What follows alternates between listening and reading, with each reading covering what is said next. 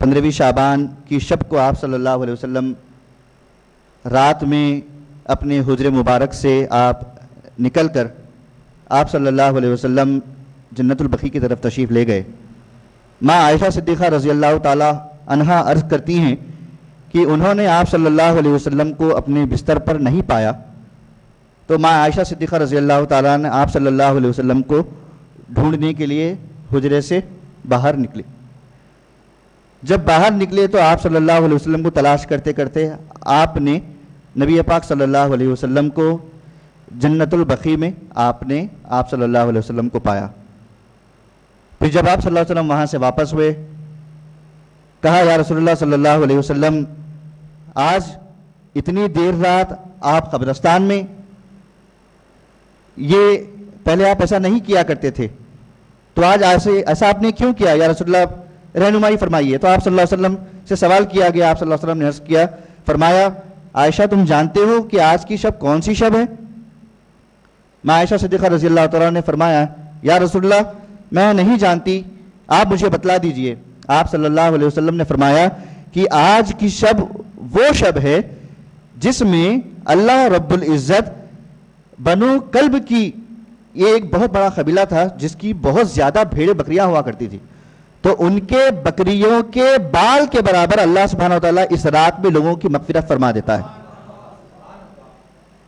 تو فرمایا کہ یا رسول اللہ صلی اللہ علیہ وسلم اگر ایسا ہو تو اس رات میں کیا عمل کیا جائے؟ تو آپ صلی اللہ علیہ وسلم نے فرمایا کہ اس رات میں قیام کو کر لیا کریں، یعنی اس میں جاگیں، اللہ کو منائیں، اپنی جو بھی حاجت ہے اللہ تعالیٰ سے ہم پوری کرنے کی کوشش کریں، اللہ سے طلب کریں۔ اسی لیے الحمدللہ ابھی کچھ دیر پہلے آپ کو یہ دعائی اشعار، دعائی کلمات آپ کے سامنے پیش کیے گئے تاکہ ہم کو وہ ترغیب ہو کہ ہم اللہ تعالیٰ سے مانگے، بہت زیادہ ہم مانگے۔ اللہ تعالیٰ کو مانگنے والا پسند ہے۔ جیسا ہم بندے ایک بار کسی کو دے دیتے ہیں، مین گیٹ سے دیتے ہیں، اگر وہی ڈرائنگ روم کو اگر دستک دیے تو ہم کہتے ہیں دونوں ایک ہی گھر ہے بھائی، جاؤ آگے جاؤ، ہم بیزار آ جاتے ہیں۔ لیکن اللہ تعالیٰ کو نہیں مانگنے والا، اللہ تعالیٰ اس سے بیزار ہے۔ اللہ تعالیٰ مانگنے والے کو پسند فرماتا ہے۔ تو مانگے، خوب مانگے اللہ سبحانہ وتعالیٰ سے۔ پھر فرمایا آپ صلی اللہ علیہ وسلم نے ارشاد فرمایا کہ اس رات میں آپ قیام کر لیا کریں، اللہ کو راضی کر لیا کریں، خوب اللہ سے مانگا کریں، پھر اس کے بعد اس کا روزے کا اہتمام کر لیا کریں۔ پھر جب آپ صلی اللہ علیہ وسلم نے قبرستان میں گئے تو ہم کو بھی قبرستان جانا چاہیے نا، جائیں گے انشاءاللہ تعالی۔ میرے آقا علیہ الصلوۃ والسلام ارشاد فرماتے ہیں کہ جب ہم قبرستان جاتے ہیں تو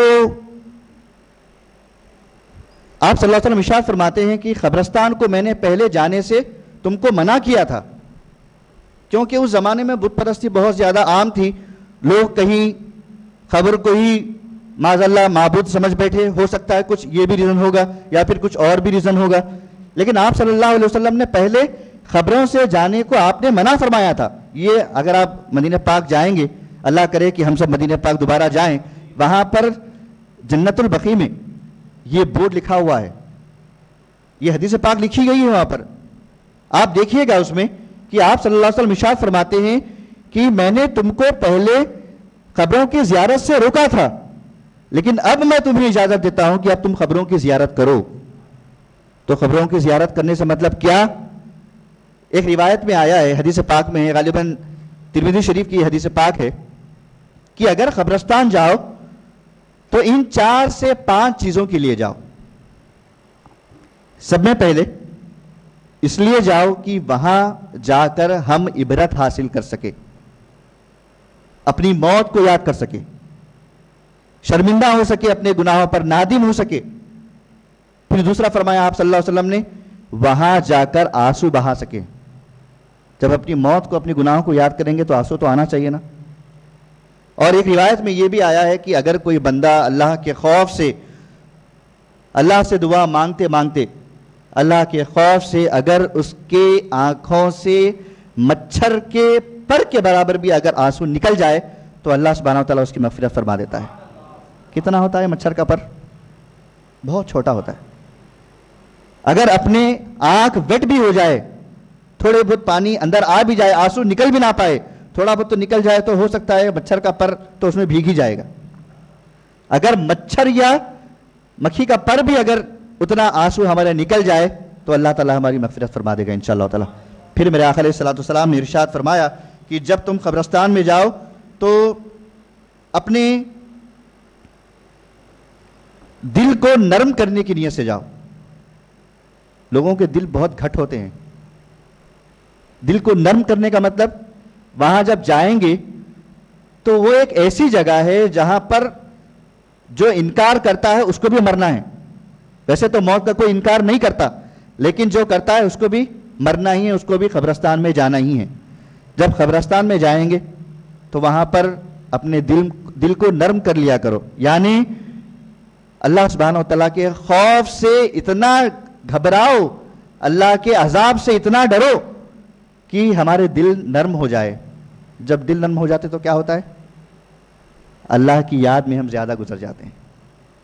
عمل کریں گے انشاءاللہ تعالیٰ۔ پھر میرے آقا علیہ الصلوۃ والسلام نے ارشاد فرمایا کہ جب قبرستان میں جاؤ تو فضول بات مت کرو۔ ویسے تو فرمایا کہ بات ہی مت کرو، بات ہی مت کرو۔ ہاں اگر کچھ ایسی چیز ہے جس سے سامنے والے کو تکلیف ہو رہی ہے، یا پھر کسی کا پتھر کا مار لگنے والا ہے، یا پھر اس کو تکلیف پہنچنے والی ہے، تو ان کو گائیڈ کرنے کے لیے کچھ بول سکتے ہیں، لیکن قبرستان پر بیٹھ کے فون کر کے ایسا ہم کو نہیں کرنا چاہیے۔ لوگ فونوں پہ بزی رہتے ہیں، کسی کو دفنانے کے لیے آتے ہیں تو پھر پیچھے والے ساتھی پیچھے پیچھے رہتے ہیں، خبروں پہ بیٹھ کے بات کرتے ہیں۔ اس سے تھوڑا ہم کو احتیاط کرنا چاہیے۔ اللہ تعالیٰ مجھے بھی توفیق عطا فرمائے کہ میں بھی ان سنتوں پہ عمل کروں۔ پھر میرے آقا علیہ الصلوۃ والسلام نے ارشاد فرمایا کہ اس حدیث کا آخری حصہ یہ ہے کہ اگر ہم بات چیت کرتے ہیں تو اللہ کی ناراضگی کو موڑ لینے کے برابر ہے، تو اس سے ہم کو بچنا چاہیے۔ تو اب ان چیزوں سے بچنا ہے تو ہم کو کرنا کیا ہے؟ پھر میرے آقا علیہ الصلوۃ والسلام نے ہم کو ہدایت دی۔ دیکھیے آقا علیہ الصلوۃ والسلام ہر چیز پر ہم کو سبق دیتے ہیں کہ ایسا کرو تو ایسا ہوگا، ایسا کرو گے تو اللہ تعالیٰ تمہیں اجر دے گا، خراب کرو گے تو ڈاؤن فال ہوگا، اچھا کام کرو گے تو جنت میں درجات بلند ہوگے انشاءاللہ تعالیٰ۔ تو فرمایا قبرستان میں جاؤ گے تو کیا کرو گے؟ تو سب میں پہلے قبرستان میں ہم جائیں گے تو ہم قبرستان میں جا کر ہم سب کو سلام کر لیا کریں۔ کیسے کریں گے سلام؟ السلام علیکم یا اہل القبور، بولو نا۔ ویسے تو یہاں نہیں ہے لیکن پریکٹس ہو جائے گی۔ السلام علیکم یا اہل القبور، یعنی قبر والو تم پر سلام ہو، اللہ کی سلامتی ہو تم پر۔ اس کے بعد پھر ایک دعا ہے آگے، اگر اتنا دعا یاد نہیں ہے تو کم سے کم اتنا پڑھ لیجئے، یغفر اللہ لنا ولکم، اللہ تعالیٰ تمہاری بھی مغفرت فرمائے اور ہماری بھی مغفرت فرمائے۔ بولیے کیا ہے؟ یغفر اللہ، بولیے یغفر اللہ لنا ولکم، پڑھیں گے انشاءاللہ تعالیٰ۔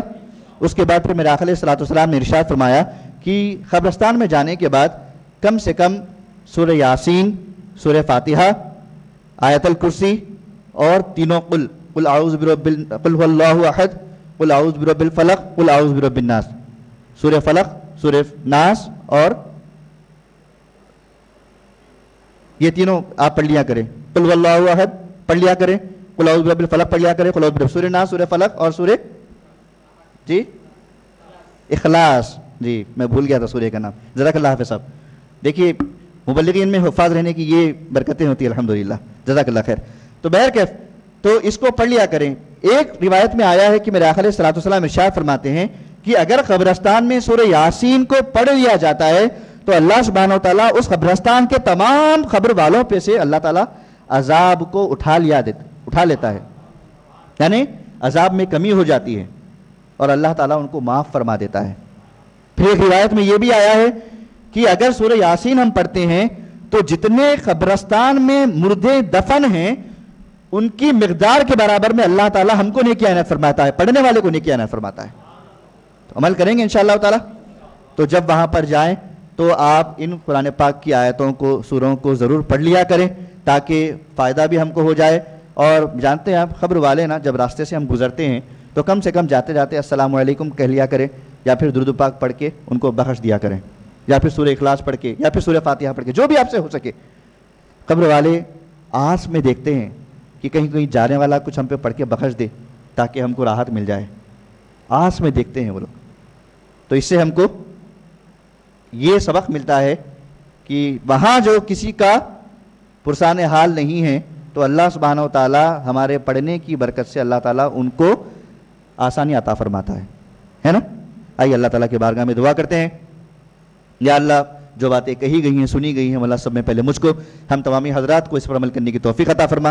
مولا دوسروں تک اس بات کو پہنچانے کی توفیق عطا فرما. وصلی اللہ تعالی علی خیر خلقہ محمد وعلی آلہ واصحابہ اجمعین. مولا کل شب برات ہے مولا, جتنے لوگ یہاں پر حاضر آئے مولا سب کو شب برات کی برکتیں عطا فرما. اور مولا کل ہم کو جاگ کر مولا شب بیداری کرتے ہوئے علم دین سیکھ کر مولا تجھ کو راضی کرنے کی توفیق عطا فرما. مولا رات میں جاگ کر مولا قضائے عمری پڑھنے کی توفیق عطا فرما. پچھلی جو نمازیں چھوٹ چکی ہیں مولا ان کو ادا کرنے کی توفیق عطا فرما. وصلی اللہ تعالی علی خیر خلقہ محمد وعلی آلہ واصحابہ وذریاتہ واہل بیتہ اجمعین برحمتک یا ارحم الراحمین وما علینا الا البلاغ المبین. السلام علیکم ورحمۃ اللہ وبرکاتہ.